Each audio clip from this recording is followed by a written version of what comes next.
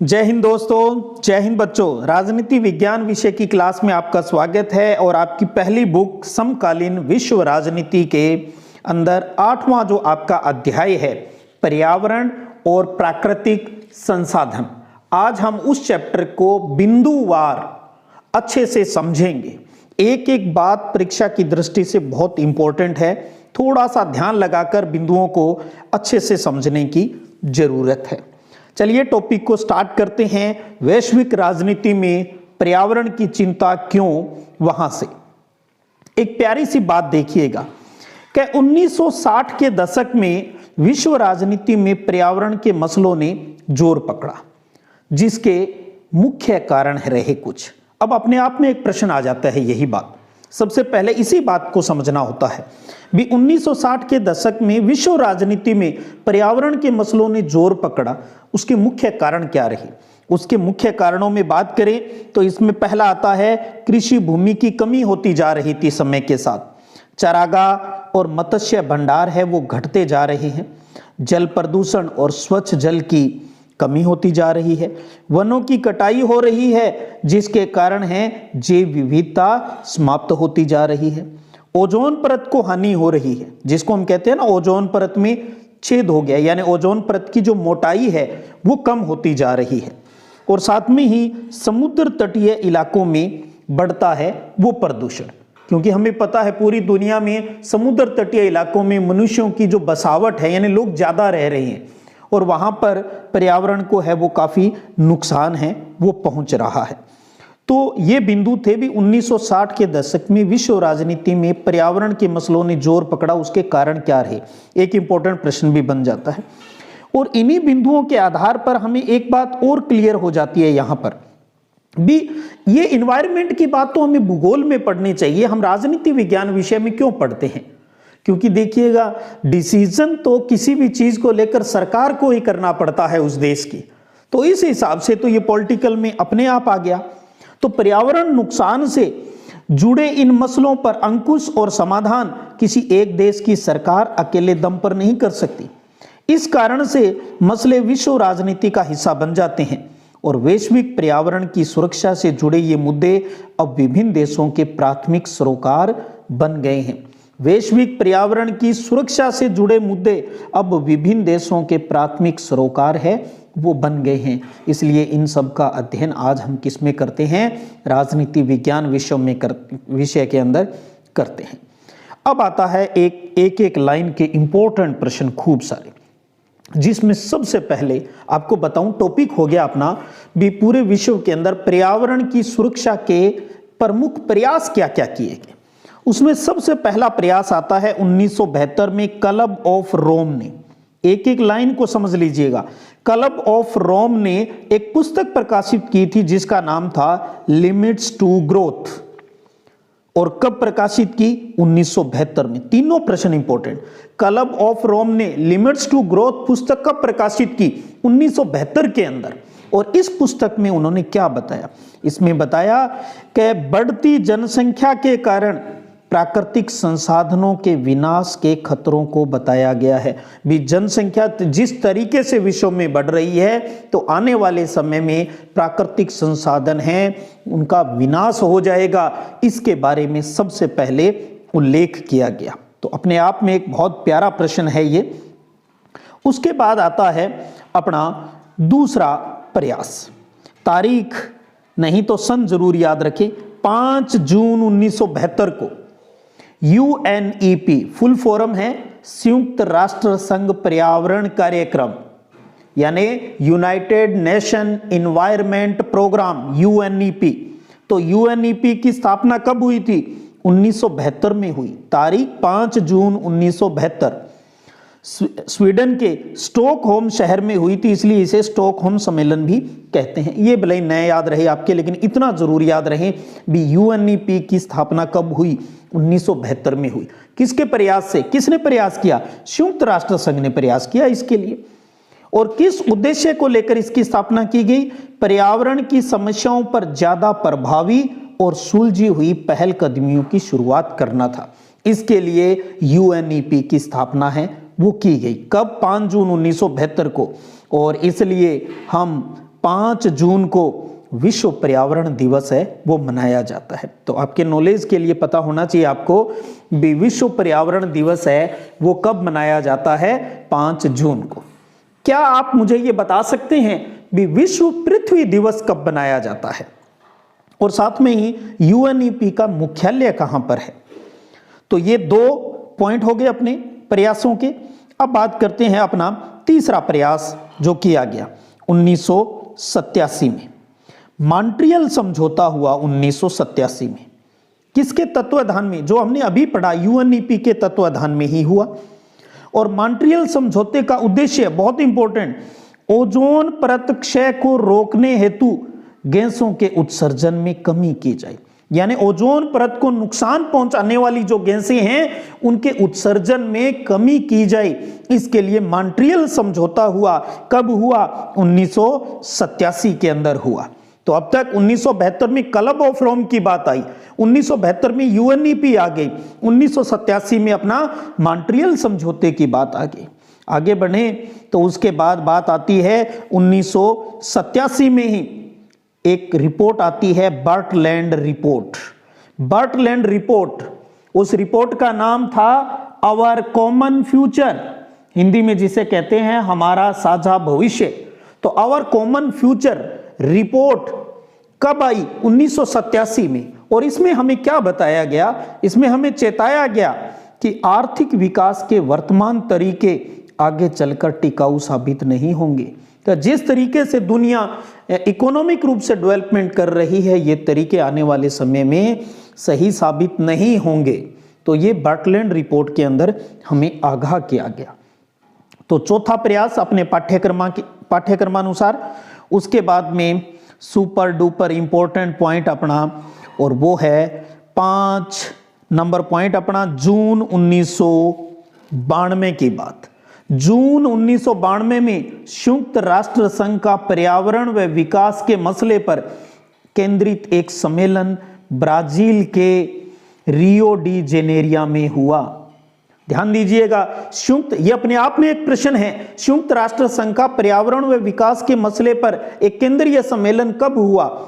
जून 1992 में हुआ। कहां हुआ? ब्राजील के शहर रियो डी जेनेरिया में हुआ। और ध्यान रखिएगा, और इसे ही कहा जाता है पृथ्वी सम्मेलन, जिसे आज हम प्रथम पृथ्वी सम्मेलन भी कहते हैं। बहुत सुपर डुपर इंपॉर्टेंट पॉइंट है ये, 5वां तो अच्छे से घोट ही लीजिएगा। तो पृथ्वी सम्मेलन कहां हुआ? ब्राजील के रियो डी जेनेरिया में हुआ। कब हुआ? जून 1992 में हुआ। अब बात आती है भी जब ये सम्मेलन हुआ तो इसमें किसने भाग लिया? तो देखिएगा, इसमें 170 देशों ने भाग लिया। ये भी अपने आप में है भी पहले पृथ्वी सम्मेलन के अंदर कितने देशों ने भाग लिया? 170 देशों ने भाग लिया। और साथ में ही हजारों स्वयंसेवी संगठन, एनजीओ और अनेक बहुराष्ट्रीय निगमों ने भी भाग लिया। तीनों चीज ध्यान रखिएगा, बोर्ड परीक्षा में कई बार पूछा जा चुका है ये प्रश्न भी। 170 देशों ने भाग लिया, इसके साथ साथ हजारों स्वयंसेवी संगठन, एनजीओ, नॉन गवर्नमेंट ऑर्गेनाइजेशन और अनेक बहुराष्ट्रीय जो निगम थे, मल्टीनेशनल जो निगम थे, उन्होंने इसके अंदर भाग लिया था। अब बात आती है भी इस रियो सम्मेलन के अंदर क्या मुद्दे हैं वो रहे। तो एक तो समझिएगा, ये सम्मेलन किसके लिए हो रहे हैं? पर्यावरण सुरक्षा को लेकर ही तो हो रहे हैं। तो पर्यावरण सुरक्षा को लेकर धनी और विकसित देश, धनी और विकसित देश आपको कहां मिलेंगे? उत्तरी गोलार्ध में मिलेंगे। गरीब और विकासशील देश आपको कहां मिलेंगे? दक्षिणी गोलार्ध में। तो समझ गए, अमीर देश आपको उत्तरी गोलार्ध में और गरीब और विकासशील देश आपको दक्षिणी गोलार्ध में मिलेंगे। तो उत्तरी गोलार्ध के जो देश हैं यानी विकसित देश और दक्षिणी गोलार्ध के जो विकासशील गरीब देश है, पर्यावरण सुरक्षा को लेकर इनमें अंतर था, मतभेद था। क्या क्या सोचते थे ये? उत्तरी गोलार्ध के जो देश थे उनकी तो चिंता थी ओजोन परत में छेद हो रहा है और उसकी वजह से ग्लोबल वार्मिंग है वो हो रही है। तो उत्तरी गोलार्ध के देशों की चिंता देखिएगा पर्यावरण को लेकर, भाई ओजोन परत है वो उसमें क्षय हो रहा है और ग्लोबल वार्मिंग है वो बढ़ रही है। और दक्षिणी गोलार्ध वालों को तो कहां इससे मतलब, वो तो देश के आर्थिक विकास और पर्यावरण प्रबंधन के बीच संतुलन स्थापित करने के लिए चिंतित है। तो ध्यान रखिएगा इन दोनों में भी, उत्तरी देश यानी विकसित देश और विकासशील देशों के अंदर जो अपना पर्यावरण सुरक्षा को लेकर क्या अपना अपना नजरिया है, वो किस चीज को लेकर ज्यादा चिंतित है। इसी बात को आगे बढ़ाएं, अपना पृथ्वी सम्मेलन ही चल रहा है, रियो सम्मेलन। रियो सम्मेलन के अंदर जलवायु परिवर्तन, जैव विविधता और वानिकी फॉरेस्ट्री के संबंध में कुछ प्रोटोकॉल निर्धारित हुए, यानी कुछ नियमावली बनाई गई। इसमें एजेंडा 21 आया, 21 बातें महत्वपूर्ण रूप से कही गई। इसमें एजेंडा 21 के रूप में पर्यावरणीय समस्याओं के साथ ही टिकाऊ विकास के तरीके भी बताए गए। अब एक नया शब्द आ गया, बहुत इंपॉर्टेंट, एक छोटा प्रश्न बन सकता है भी टिकाऊ विकास किसे कहते हैं, सस्टेनेबल डेवलपमेंट या सतत विकास किसे कहते हैं। तो समझिएगा, आर्थिक वृद्धि का तरीका ऐसा होना चाहिए कि इससे पर्यावरण को नुकसान नहीं पहुंचे। आप विकास करें लेकिन एनवायरनमेंट को नुकसान नहीं पहुंचे, चीजें आने वाली जनरेशन के लिए भी बचे। अगर इस तरीके का डेवलपमेंट होता है तो वो टिकाऊ या सतत विकास कहलाता है। तो एजेंडा 21 के रूप में पर्यावरणीय समस्याओं के साथ ही टिकाऊ विकास के तरीके भी बताए गए। और साथ में ही इस सम्मेलन में पर्यावरण सुरक्षा की साझी परंतु अलग अलग जिम्मेदारियों के सिद्धांत को मान लिया गया था कि इन्वायरमेंट हमारी साझी संपदा है, यानी सभी की है, और लेकिन इसकी जिम्मेदारियां हैं वो अलग अलग देशों की अलग अलग है।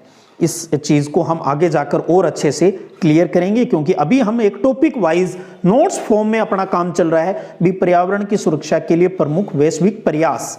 तो क्लब ऑफ रोम, फिर यूएनईपीआई, फिर मॉन्ट्रियल समझौता आया, फिर बर्टलैंड रिपोर्ट की बात की, और फिर हमने पृथ्वी सम्मेलन की मेन सभी बातों को अच्छे से समझा।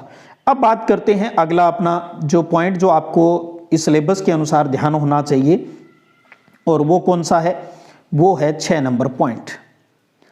यूएनएफसीसी 1992, गौर कीजिएगा, जून 1992 में पृथ्वी सम्मेलन जब हुआ, जून 1992 में जब पृथ्वी सम्मेलन हुआ तो उसी टाइम ये डिसीजन भी किया गया भी एक हम इंस्टीट्यूट एक समझौता और लागू करते हैं, और वो समझौता था यूएनएफसीसी।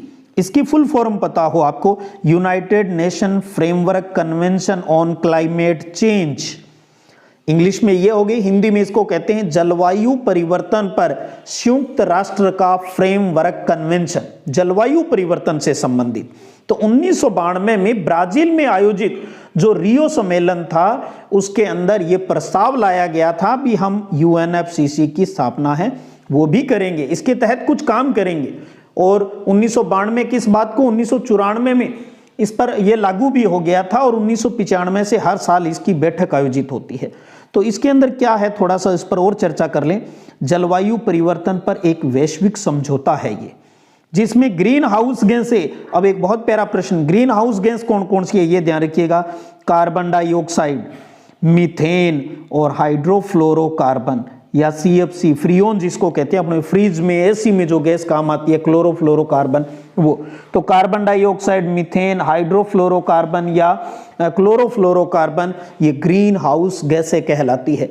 तो इसके अंदर जलवायु परिवर्तन का एक समझौता है जिसमें ग्रीन हाउस गैसों के उत्सर्जन में साझी परंतु अलग अलग जिम्मेदारियां निर्धारित की गई है, और इसकी प्रति वर्ष एक बैठक है वो आयोजित होती है। आपको पता है उस बैठक का नाम होता है COP, कॉन्फ्रेंस ऑफ पार्टीज के नाम से जाना जाता है। तो जो सदस्य देश हैं इसके, वो हर साल इसकी बैठक में जलवायु परिवर्तन के मुद्दों को लेकर अलग अलग जगह पर अपनी बैठकें हैं वो आयोजित करते हैं। तो थोड़ा सा बेसिक आपको यूएनएफसीसी की फुल फॉर्म आपको ध्यान हो, और यहाँ ग्रीन हाउस गैसों की जानकारी आपको हो।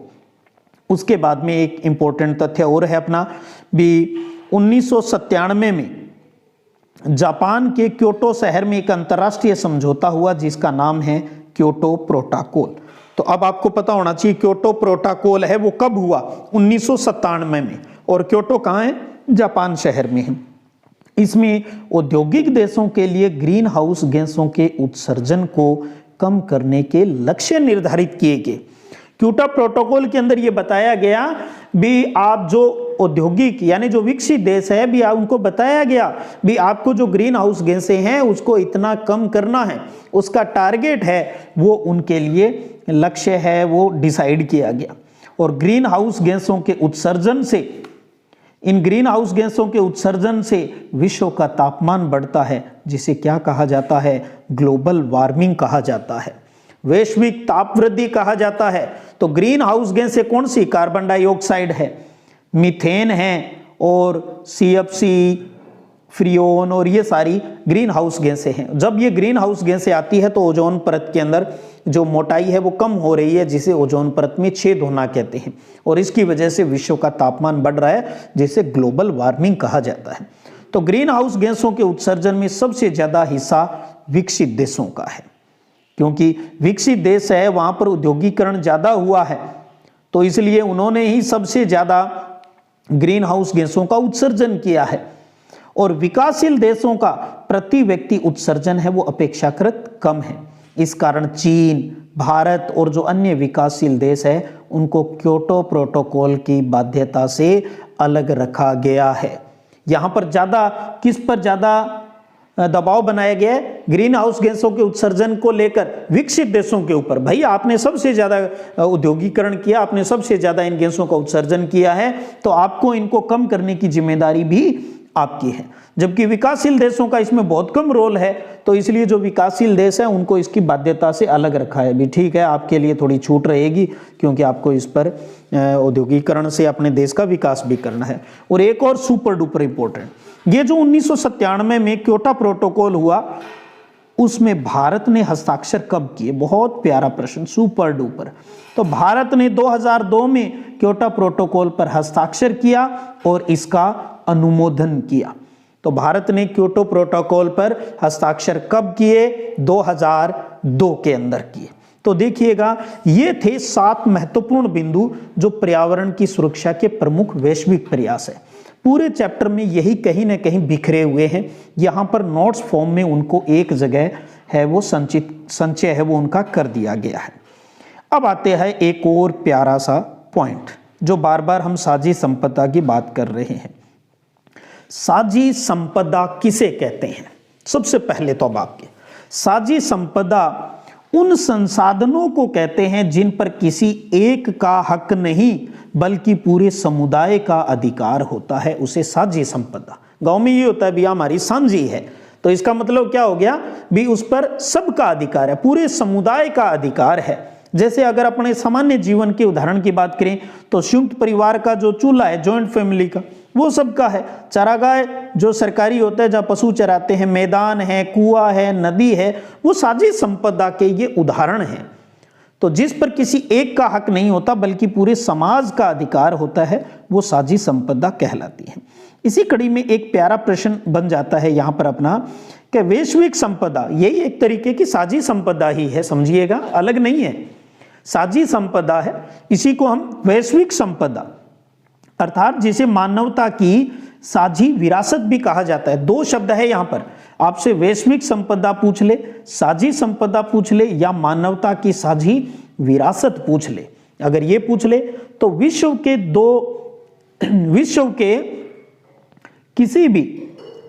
के किसी क्षेत्र, हिस्से और क्षेत्र जिन पर किसी एक देश का अधिकार नहीं होता, उन्हें वैश्विक संपदा या मानव की साझी विरासत कहा जाता है। साझी संपदा में हमने कह दिया वो संसाधन है जिन पर किसी एक का अधिकार नहीं होता, पूरे समुदाय का अधिकार होता है। तो वही बात यहाँ है कि विश्व की वो चीज, वो क्षेत्र जिस पर किसी एक देश का अधिकार नहीं होता, सबका अधिकार बराबर होता है, तो उसे वैश्विक संपदा या मानवता की साझी विरासत कहा जाता है। एक ही बात है, आप वो लिखें ये लिखें, वहां पूरे समुदाय शब्द लिखा तो आप वहां लिख दो भी पूरी दुनिया का अधिकार होता है। इनका प्रबंधन साझे तौर पर अंतरराष्ट्रीय समुदाय द्वारा किया जाता है। जैसे अपना यूएनओ है, ये इसको ज्यादा अच्छे से संभालता है। अब ये सुपर डुपर बात आ गई भी अपनी इंपॉर्टेंट।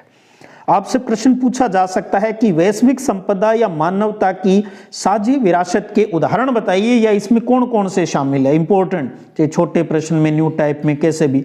तो एक तो है पृथ्वी का वायुमंडल, दूसरा है अंटार्कटिका, तीसरा है समुद्री सतह यानी समुद्र हो गया, और चौथा है बाहरी अंतरिक्ष। तो ये चारों नाम अच्छे से घोट लीजिएगा, वायुमंडल हो गया, अंटार्कटिका, समुद्री सतह और बाहरी अंतरिक्ष है। तो ये सारे हमारे क्या है, ये विश्व की साझी संपदा है। विश्व की साझी संपदा कहा जाता है इन्हें। अंटार्कटिका का नाम सुना है ना, अंटार्कटिका महाद्वीप है, 1,40,40,00,000 वर्ग किलोमीटर में फैला हुआ है ये। पहले इसको कुछ देश Britain, Argentina, Chile, Norway, France कहते थे भी इस पर तो हमारा अधिकार है, लेकिन अब सबको पता है ये विश्व की साझी विरासत के ऊपर है। 1959 में इसके लिए संधि हो गई थी। तो ये चारों पॉइंट आप अच्छे से ध्यान में रखिएगा। उसके बाद कि वैश्विक संपदा की सुरक्षा के महत्वपूर्ण समझौते कौन से हुए। भी हाँ, ये चीज फला चीज वैश्विक संपदा की है, यानी विश्व की साझी विरासत है, इसके लिए कुछ समझौते हुए, जिसमें सबसे इंपॉर्टेंट आता है अंटार्कटिका संधि। कब हुई? 1959 में। ध्यान रखिएगा, अंटार्कटिका संधि कब हुई? 1959 में हुई। मॉन्ट्रियल प्रोटोकॉल कब हुआ? 1987 में हुआ। मॉन्ट्रियल प्रोटोकॉल कब हुआ? 1987 में हुआ, जिसके बारे में हम पहले समझ चुके हैं। ओजोन परत क्षय को रोकने के लिए और गैसों के उत्सर्जन में कमी जाए, ये इसका प्रमुख उद्देश्य था। और अंटार्कटिका पर्यावरणीय प्रोटोकॉल कब हुआ? 1991 में हुआ। तो ये वही बातें मैंने कहा बार बार रिपीट होगी, इसमें अच्छे से दिमाग में रख लेना। अंटार्कटिका संधि कब हुई? 1959। और इसके बाद इस इलाके में, अंटार्कटिका में जो गतिविधियां हैं वो वैज्ञानिक अनुसंधान, मत्स्य आखेट और पर्यटन तक है, वो सीमित है। अब ये विश्व की साझी विरासत है। अब कुछ और इंपॉर्टेंट आज की इस वीडियो सेशन में, अब अंटार्कटिका की बात चल रही है तो एक प्यारा सा प्रश्न कर लेते हैं कि अंटार्कटिका महाद्वीप की उपयोगिता बताइए। क्या इंपॉर्टेंस है इस अंटार्कटिका महाद्वीप की? तो अंटार्कटिका जो महाद्वीप है वो विश्व की जलवायु को संतुलित रखने में सबसे महत्वपूर्ण भूमिका निभाता है। एक नंबर में लिखना हो तो ये बात, विश्व की जलवायु को संतुलित रखने में अपनी महत्वपूर्ण भूमिका निभाता है। क्योंकि इस महाद्वीप की अंदरूनी जो हिमानी है, बर्फ की जो परत है, वो ग्रीन हाउस गैसों के जमाव का महत्वपूर्ण सूचना स्रोत है, समझ लीजिएगा। और इससे लाखों बरस पहले के वायुमंडलीय तापमान का भी पता किया जा सकता है। तो ये इंपॉर्टेंस है एक अंटार्कटिका महाद्वीप की, जिसे हम विश्व की साझी संपदा कहते हैं। उसके बाद ओजोन परत में छेद होना क्या है, पहले भी बात कर चुके हैं।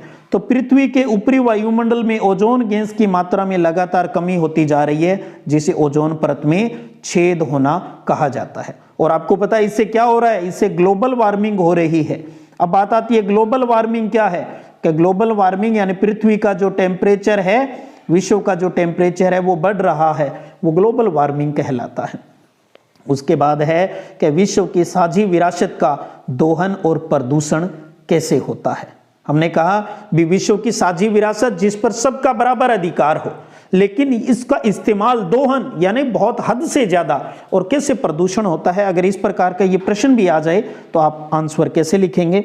तो औद्योगिकरण में से ग्रीन हाउस गैसों की बढ़ती मात्रा के कारण ओजोन परत में छेद हो रहा है, जिससे विश्व का तापमान बढ़ रहा है। जो बातें हमने ऊपर लिखी उसी को कोई बस आंसर फॉर्म में सेट करना है।